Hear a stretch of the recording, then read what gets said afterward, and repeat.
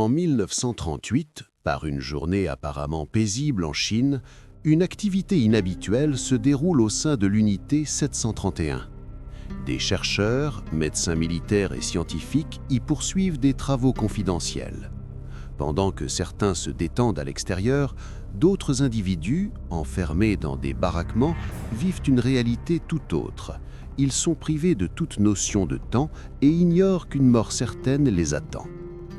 Quelques années auparavant, la Première Guerre mondiale s'est achevée avec des pertes humaines considérables.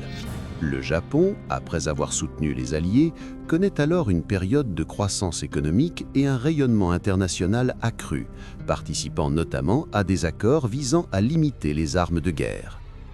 Cependant, un protocole international signé à Genève interdit l'usage d'armes bactériologiques, en réaction aux horreurs causées par les armes chimiques lors de la guerre précédente.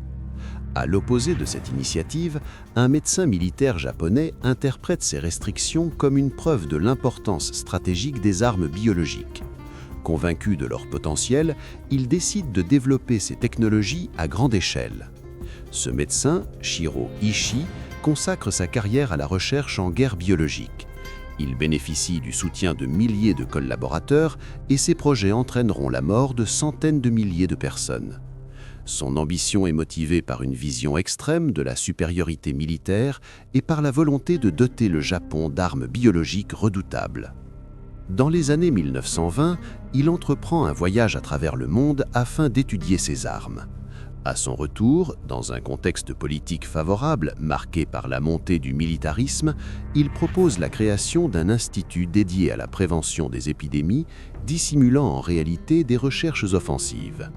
Les autorités, persuadées que d'autres nations font de même, lui accordent leur soutien. L'Institut commence alors à expérimenter divers agents pathogènes dangereux. L'objectif est de comprendre et maîtriser des maladies afin de les utiliser comme armes. Les recherches incluent des tests sur différents types de bactéries extrêmement dangereuses.